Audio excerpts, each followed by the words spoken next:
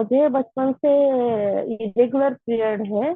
और 10 means 4 months 3 months ऐसे ही वो था।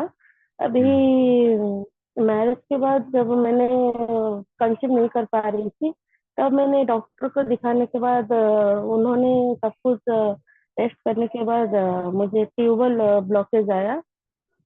वन साइड ही था। फिर भी मैं कंसीव नहीं कर पा रही थी। एक ये भी कम था, लो था। उसके बाद लैप्रोस्कोपी हुआ। उसके बाद मैंने नॉर्मली मैं कंसीव की, और मेरे एक 10 साल की एक बेबी गर्ल है अभी। मेरे उम्र 32 साल की है।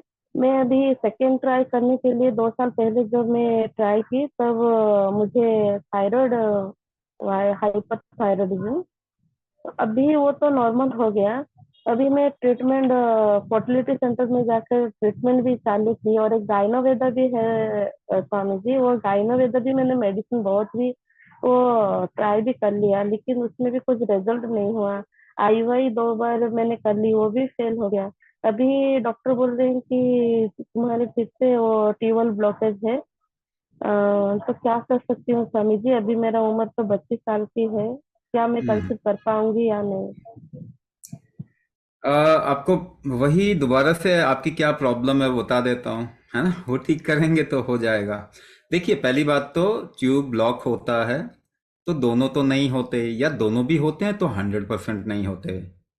आप अगर स्क्रैपिंग भी करवा लें तो बहुत लोगों का ऐसा है कि कंसेप्शन उसके बाद भी नहीं होता, है ना? लैप्रोस्कोपी की करवा के स्क्रैपिंग करवा लो, वो ब्लॉकेज ठीक करवा लो, उसके बाद भी तो नहीं होता कई लोगों का। ये भी है।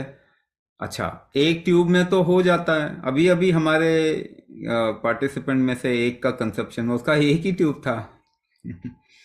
तो कंसेप्शन जो है, ये कोई आइडिया से नहीं होता, उसका स्ट्रेंथ होना चाहिए। मैं आपको बता देता हूँ क्या है। आपके शरीर में क्या है कि कोई भी चीज का फ्लो जो है एक लय में नहीं है, कभी ज्यादा कभी कम। तो आपको जो हाइपर हुआ था ना, अभी आपको एक्चुअली में देखा जाए तो डायग्नोसिस हो पाए या नहीं हो पाए, अभी वो हाइपो है। ये हमेशा फ्लक्चुएट करता है, कईयों में ये फ्लक्चुएट करता है, हाइपर से हाइपो, हाइपो से हाइपर, ऐसे होता है। कि हाथ पांव छूटते हैं, ढीले हो जाते हैं, हाथ पांव छूटते हैं। फीमेल्स में ये चीज बहुतों को फील होता है कि लूज हो जाता है, मतलब वो छूटता है। जब भी ऐसा होगा ना, आप गर्भ को संभाल ही नहीं पाएंगे। तो और खास करके जब फ्लक्चुएशन हो इस तरीके का, कि किसी भी शरीर के अंदर कोई एक फ्लो कभी ज्यादा होता है कभी कम होता है, तो अभी ना हाइपो के पूरे चांसेस दिख रहे हैं।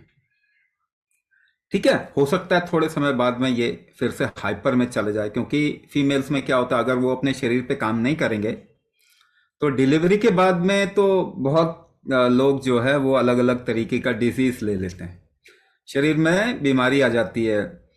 थायराइड का इश्यू है, कईयों को फिट्स आने लग जाता है, कईयों को और दूसरे तरीके की प्रॉब्लम आ जाती है। तो अभी इस पे काम करना, इसको रोकना जिसे कहते हैं ना, इसको कंट्रोल में करने की जरूरत है। कंट्रोल में अगर आपको करना है, जैसे मैंने एक एग्जांपल के तौर पे बताया कि हाथ पांव ढीले पड़ जाते हैं, तो अगर उनको वापस से आपको कंट्रोल में लाना है तो क्या करना पड़ेगा, और ये लाने के लिए कोशिश भी करेंगे तो क्या करेंगे अपने अंदर।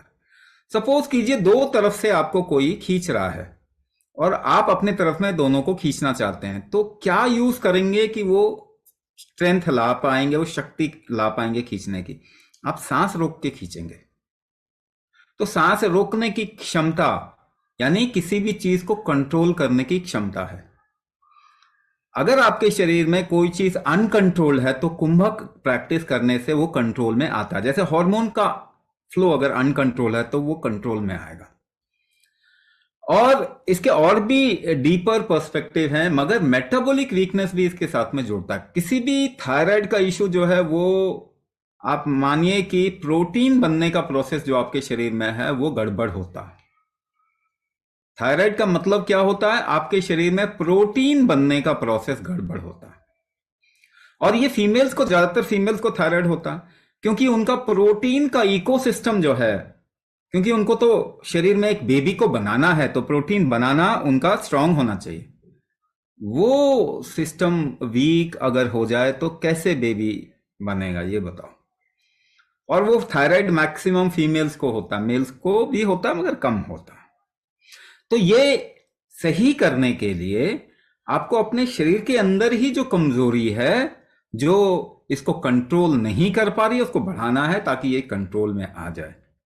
जब ये कंट्रोल में आएगा तो आप गर्भ को होल्ड कर पाएंगे। और ये जो प्रॉब्लम बताई जा रही है, स्पर्म की प्रॉब्लम बताई जाती है, मगर एक ही तो स्पर्म चाहिए फर्टिलाइजेशन के लिए, एक ही तो चाहिए। बोलते नहीं जी इसमें तो इतने लाख हैं या इतने मिलियन हैं, कम हो गए, मगर इन मिलियन तो चाहिए नहीं, हमको तो एक ही चाहिए। फेलोपियन ट्यूब भी अगर एक से एक बार में तो एक से ही रिसाव होता है, एक आता है। अगर एक भी है तो कंसेप्शन तो हो सकता है, मगर कंसेप्शन दो चीजों को मिलाने का नाम है। और वो जब आप थोड़ा प्रेशर जनरेट करते हैं तो दो चीजें मिलती हैं, दो चीजें आपस में उनकी डेंसिटी मिलती है। ये मिलन जो है ना, ये प्रेशर में होता है। ये आप समझने की कोशिश करो, नहीं तो जिसने साइंस पढ़ा हुआ है गूगल में बॉयल्स लॉ करके एक टाइप करो, बॉयल्स लॉ। तो बॉयल्स लॉ क्या कहता है? प्रेशर जब भी बनता है तो मॉलिक्यूल क्लोज आते हैं।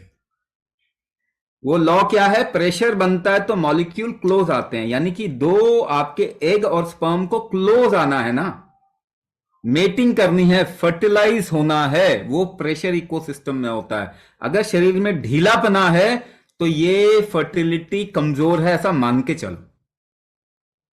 उसको सही करने के लिए आपको प्रेशर डेवलप करना पड़ेगा अपनी बॉडी के अंदर, जो कि कुंभक से कर सकते हैं और कोई दूसरा तरीका नहीं है इसके लिए। ठीक है।